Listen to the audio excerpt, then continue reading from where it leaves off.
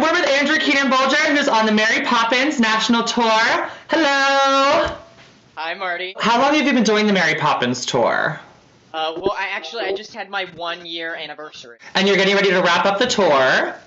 Yes. Yeah, we're in LA right now. We've been in LA for the past 3 months. And so I'm ending my route with the tour, but I'm staying in LA. Dick Van Dyke made a cameo in it. What was that like? It's true. That was amazing. And it was like super hush-hush. They were like, you're not allowed to say anything about it, just in case for some reason it doesn't happen. But he reprised his role of Mr. Dawes, which is the old like bank chairman who's in the movie. And so, I mean, it was unbelievable to get to share a stage with a legend. The audience didn't even know he was going to be there. The audience didn't know, no. It was they opened their playbill and it had an acronym for his name. They were like, the role of Mr. Dawes will be played by, like, some random acronym. And they came out and made a curtain speech, and then people were, like, going nuts. So I want to talk a little bit about, you've been doing theater your whole life. You made your Broadway debut in Beauty and the Beast. So how is it how is it transition from being a child actor to growing up and transitioning into adulthood in this business? Yeah, well, it's definitely a very tricky thing. I feel like a lot of kids don't really make that transition smoothly. And I mean, I feel like I was lucky that I decided to go to college, which I think not everyone does, but it was an important decision for me. So it sort of gave me time to just like get used to my new skin and like just develop who I want to be as an adult actor. Your sister obviously is a well-known Broadway actress as well. So did your family, are your parents theatrical? Like, how does that tie into all of this? They're not theatrical at all, actually. They're like teachers, and my dad's an anthropologist. Like, I don't know. So not musically, theaterly inclined at all, but I sort of think sometimes that's for the best. Mm-hmm. That they're like, they have a big interest in what we're doing, but they're not like trying to be my agent. So. Yeah, they're not like Dina Lohan or anything. They're calm about it. No.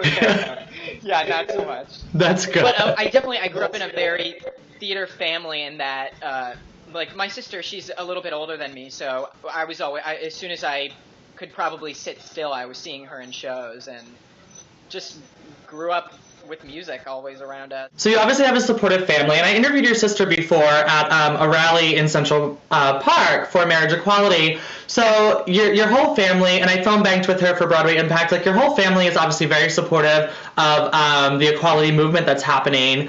Was that a difficult thing to come out to your parents and your family, or was it just okay?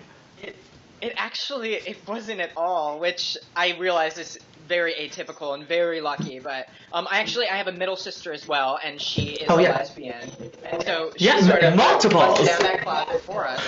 Yeah, so the Keenan-Bolgers, they're a pretty gay family. They're pretty gay family. My parents, pretty gay. I was incredibly lucky. My parents are super liberal, and they are so for the equality movement, and have been just really supportive of us, like the entire whole process. You obviously are very vocal. You have your Twitter and your blog and your YouTube. And so what has been like the most empowering thing that you've been able to do by reaching such a large audience? Oh gosh.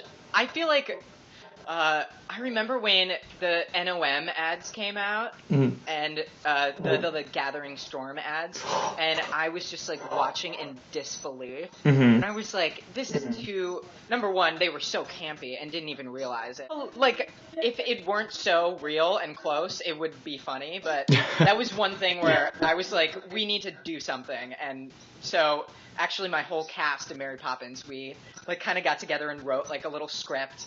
We did a parody of like the NOM ad, and it got all this exposure, and it was like really lucky that we sort of had developed like a little YouTube following. Before we wrap up, is there any advice you have for the people who want to break into this business or who want to be a voice for the LGBT community? Do you have any, just advice for these people? I would say certainly going into this business, I think that the best thing that I ever learned was to just be comfortable being myself. And I feel like that's people are always like, just be yourself.